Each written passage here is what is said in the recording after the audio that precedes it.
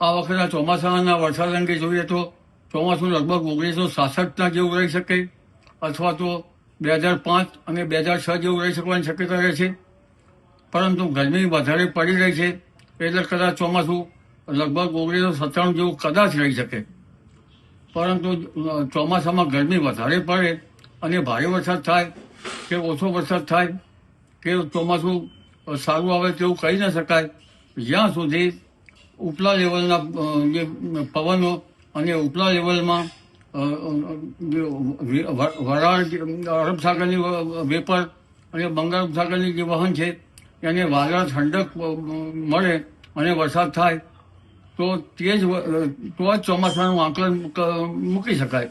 પરંતુ આમ છતાં આ ચોમાસું લગભગ 2006-2007 જેવું રહેવાની શક્યતા ગણી શકાય અને ક્યારેક 1966 જેવું રહેવાની શક્યતા ગણી શકાય. પરંતુ ચોમાસું એકંદરે નબળું રહેવાની શક્યતા નથી. આમ છતાં પાછોતેર વરસાદ થોડોક વધારે પડવાની શક્યતા રહે છે અને ચોમાસું ભિન્ન ભાગોમાં ક્યાંક વધારે વરસાદ તો ક્યાંક ઓછો વરસાદ રહેવાની શક્યતા રહી શકાય. બંગાળ ઉપસાગરમાં મે મહિનામાં ખતરનાક વાવાઝોડું બનવાની શક્યતા રહે છે અને અરબ સાગરમાં પણ લગભગ 10મી મેથી 15 જૂન વચ્ચે એક ચક્રવાત બનવાની શક્યતા રહે છે. પણ અરબ સાગરના ચક્રવાતના લગભગ 4 થી 5 માર્ગ જુદા જુદા માર્ગે જઈ શકે છે.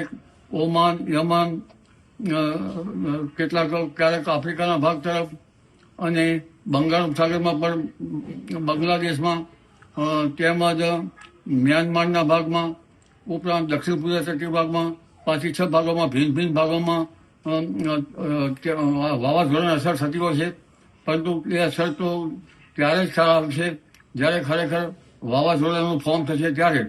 પરંતુ આ વખતે ચોમાસું લગભગ શરૂઆતમાં સમયવાહી પ્રવાહના કારણે થોડોક વરસાદ વહેલો હોવાની શક્યતા રહે છે અને ચોમાસું સારું હોવા છતાં ભિન્ન ભાગોમાં વધતો ઓછો વરસાદ થવાની શક્યતા રહે છે.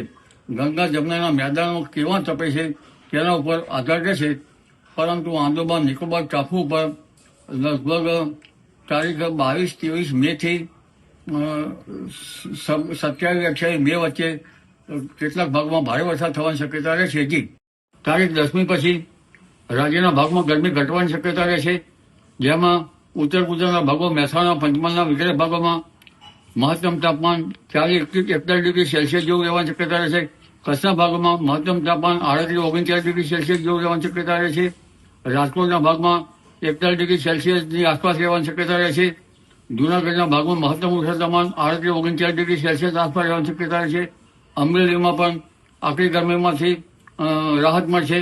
દક્ષિણ ગુજરાતના ભાગમાં મહત્તમ તાપમાન 32-33 ડિગ્રી સેલ્સિયસ જેવું રહેવાની શક્યતા રહે છે.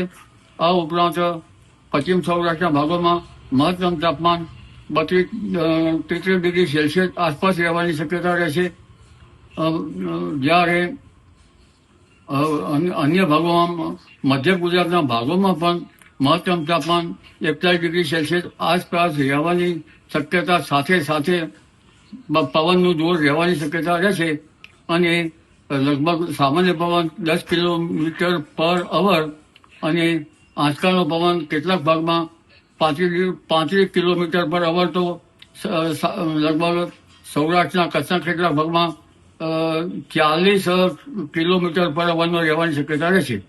48 કલાકમાં હવામાનમાં મોટો પડતો આવવાની શક્યતા રહે છે, જેમાં પવન, ગાજવીજ અને આંધી સાથે બનાસકાંઠાના ભાગોમાં, ઉત્તર ગુજરાતના કેટલાક ભાગો અને પાલનપુરના ઉપરાંત પંચમહાલના ભાગો, દાહોદના ભાગો, લીમખેડાના ભાગો, વડોદરાના ભાગો, આણંદના ભાગો, રાજકોટના ભાગો, સુરેન્દ્રનગરના ભાગો, હળવદના ભાગો, મોરબીના ભાગો, કચ્છના કેટલાક ભાગો અને સૌરાષ્ટ્રના કેટલાક ભાગોમાં ગાજવીજ અને આંધી સાથે ક્યાંક હળવા છાંટાછૂટી કે વરસાદ થઈ શકે છે. પરંતુ લગભગ ત્યારબાદ હવામાનમાં પડતા તારીખ 13-14 સુધી આવ્યા કરશે અને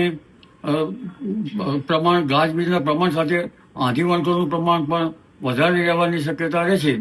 એટલે આગામી 48 કલાકમાં હવામાનમાં મોટા પડતા આવી ગયા છે. જી. આવા પ્રકારના વિડીયો તમને જોવા ગમતા હોય તો હોટલાઇન ન્યૂઝ ચેનલને લાઇક, શેર અને સબસ્ક્રાઇબ કરો.